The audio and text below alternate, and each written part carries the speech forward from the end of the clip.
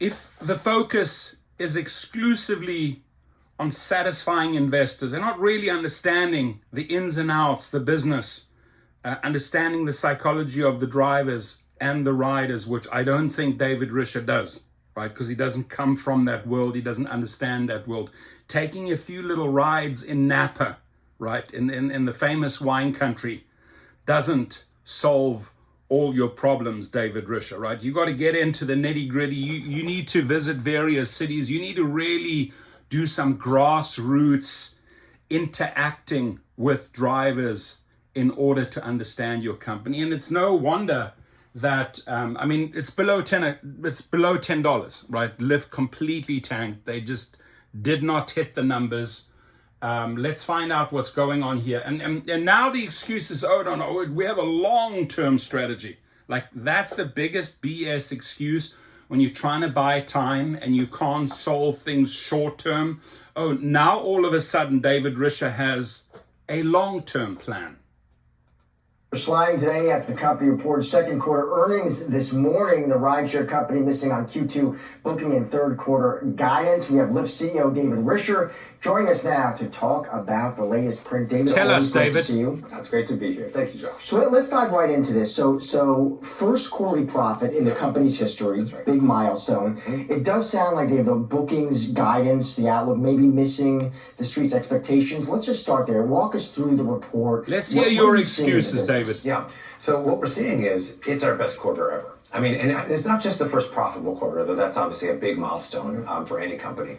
But we've had more riders than we've had ever. We have more drivers and more driver hours than we've ever had on the platform. Our ETAs, pickup times, are as fast as they've ever been. Our pricing is great. So from a marketplace perspective, and sort of internal, it feels super, super strong. Okay, right. If that's a fact, why are you performing so poorly? And then what we did today was we reiterated our full year guidance and our 3-year plan. I think it sounds like investors were looking for something a little bit different, but I have to say, and I guess maybe a lot of CEOs say this, my big focus is on the long term. And I feel like there are 160 billion rides in the US, and we're doing a tiny fraction of those, so I see a huge amount of growth ahead of us. Do you think, part of your job as well, and I know, like you said, everybody says you're focused on the long term, but part of your job is also managing those expectations on the part of investors. So how do you sort of close that gap, if you will? Yeah. So we are really focused on doing what we say we're going to do. We really are. And it's one of those things where... David Risher, I got to stop you there. Sorry. We are really focusing on what we said we will do. You and I had a discussion for 30 minutes, and you very, very clearly told me, right, what you were going to do. And I hate to tell you this, but you have not delivered on any of those points, on any of those items. You've had the same conversation with Sergio at the Rideshare Guy channel. And again, he's also waiting for the delivery. So to say that you have delivered on those points is just absolutely not true. Hard, right? You're so tempted always to sort of get out a little bit ahead and make a forecast that, you're sort of 90% sure. We really say, you know what, our deal is when we say we're going to do something, we're going to do it. And that's the way we're going to manage it. And I think investors long term, that's trust building. But in the short term, sometimes it's frustrating because you're not saying what they want you to say. I'm curious, David, you don't expect to be profitable on an annual basis for some time. What are the levers, though, you're going to pull to get there? Is it about just the ride volumes? Is it about the new products like advertising, all the above? Yeah. Well, so we'll be profitable on an annual basis, certainly in our next Investor Day, we said over 2025 to 2027, and we said at the earlier part of that. Now listen to this reframe. 2025 to 2027. Are you just trying to tell me now that, okay, you got to take worst case scenario 2027. Are you trying to tell me that you're just trying to buy another 3 years of David Risher?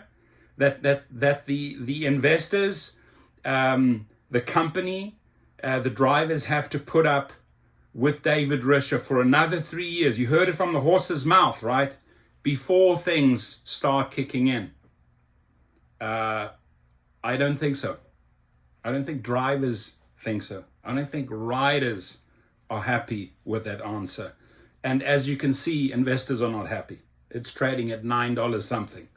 So why not give the guy the boot now? Just hoof him out. right? Why are you going to wait around for 1,000 plus days for miracles to happen?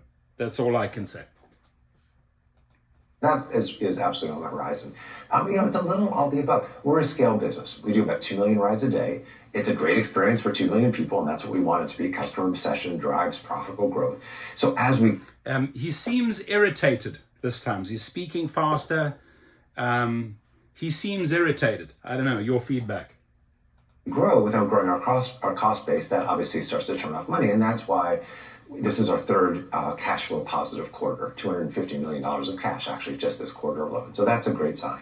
Then on top of that, you start to work with mix, and it's not just mix within rideshare, it's adding things like media, where every one of those rides, those 2 million rides a day, you're going to the grocery store, you're going to the supermarket, you're going to any number of places, and those are media opportunities for people to come and talk to you, and that tends to be a higher margin product. Mm-hmm. Right, and your advertising revenue did go up quite a bit.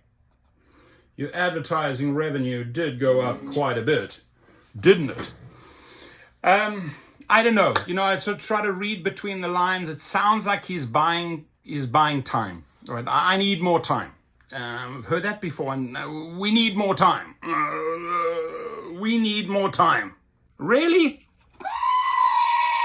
No. Time is up. You were given that time, right? You were given that time. Now is the time to deliver. And if you cannot deliver, you need to go. And it's the same for other rideshare companies or other startup companies. If you cannot deliver for drivers, get out, right? Well, why are you stringing people along, David Risher and other rideshare companies, stringing people along for years and years and years, and you're simply not delivering? You're not delivering on those promises. So I vote him out. Leave your comments below.